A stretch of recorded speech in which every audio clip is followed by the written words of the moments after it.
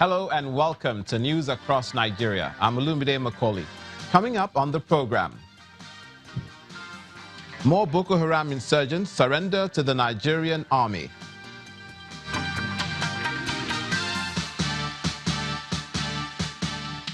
Teachers in Kaduna State get a salary raise as reforms continue in its education sector.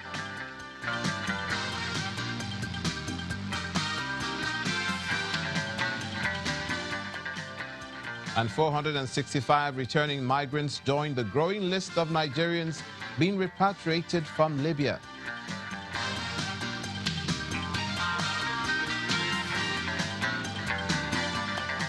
Thank you so much for joining us. We begin in the northeastern part of the country where 26 members of the dreaded Boko Haram sect have surrendered to the military authorities in Damboa, local government area of Borno State. The terrorists were paraded on Friday, today in Maiduguri, the Borno State capital, after being quizzed by the military. They were said to have surrendered last week and turned over arms and ammunition, including RPGs, after which they were taken to Maiduguri for de-radicalization. And in the northwestern region of the country, it seems it's not all about wielding the big stick for the Kaduna State government, as public school teachers will soon enjoy an increase to their salaries, while those posted to rural areas will get an additional 5% as incentive. According to the state government, this, in addition to other benefits, are part of ongoing reforms in the education sector. The State Commissioner for Education says the government hopes this will help to attract the best hands to the teaching profession. If you fulfilled all the requirements, such as my bachelor's degree, and I did have a PGDE, that's postgraduate diploma in education from NTI. He found a door in a wall. Maybe this is what the governor of Kaduna State has in mind for the new breed of public school teachers in Kaduna State: articulate, smart, and qualified. When I went in, I was asked to bring out my credentials for screening. So after going through my credentials, then I was asked questions. It's very, very transparent. Qualified teachers are applying for jobs in the public school system at the behest of the Kaduna State government. We have received 43,806 applications from interested and qualified teachers. Examination was successfully conducted in the 23 local government areas. This really underscored the importance that the state government, attaches with the quality and competence of the teachers that we are bringing on board. And to whet their appetites, they're throwing in a 32.5% salary increase and welfare packages as icing on the cake of job security. In order to attract and retain these professionals that we are bringing in, there is need for a total overhaul of the package. This comes as part of the overhaul of the education sector in Kaduna State, upon the inability of over 21,000 teachers in the public schools to pass a competency test last year, which led to their dismissals and subsequent agitation by labor unions for their reinstatement. While the paint isn't yet dry on that issue, the Kaduna State government is going ahead to revamp the sector, as the state's Universal Basic Education Board will post the first batch of 10,000 newly recruited teachers to primary schools within the next 2 weeks. The federal government is still committed to repatriating all Nigerians stranded in Libya, although identifying them at the detention camp remains a huge challenge. This was reiterated by officials of the Nigerian Emergency Management Agency after receiving the fourth batch of returnees in Port Harcourt, the Rivers State capital. At 12:25 a.m., Max airplane touches down at the Port Harcourt International Airport in Port Harcourt, Rivers State.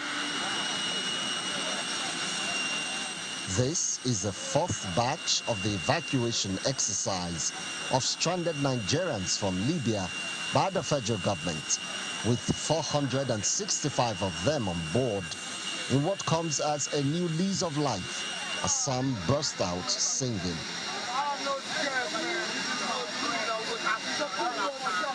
What we are seeing here today is a continuation of the evacuation of stranded Nigerian migrants in Libya. We are bringing 465 passengers on board, and that total together about 2,000 refugees brought in.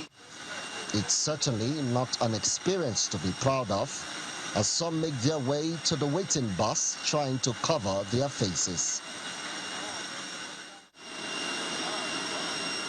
In Libya was very, very terrible for me. Please, I just want to tell my people not to try it.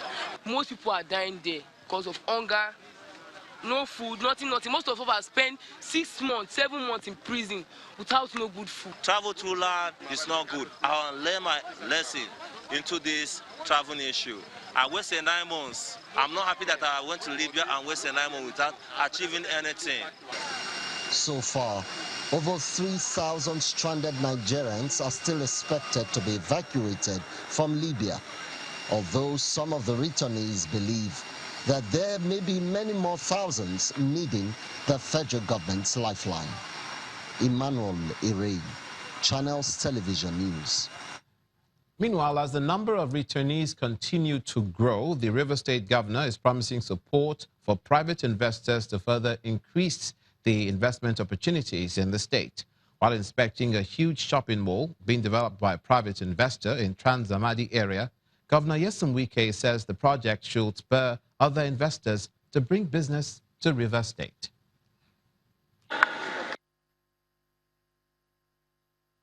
I'm highly elated. I'm very, very happy with what I've seen, and I want to really encourage the investor who has put in his resources, his time and energy to see that this is done in Port Harcourt, and is to also encourage other people that if somebody can put this kind of resources, this is the biggest or will be the biggest supermarket in the entire West Africa. It shows that the president has confidence as far as Port Harcourt is concerned. And ours in supporting him is to make sure that the other factors like roads.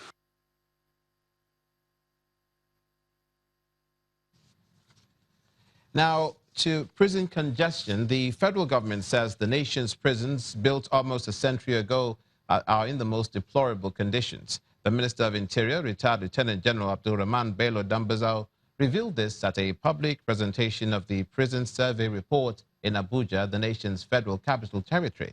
He says the federal government has approved the construction of 3,000 capacity prisons in each of the 6 geopolitical zones of the country, but appeal for all players in the criminal justice system to work together.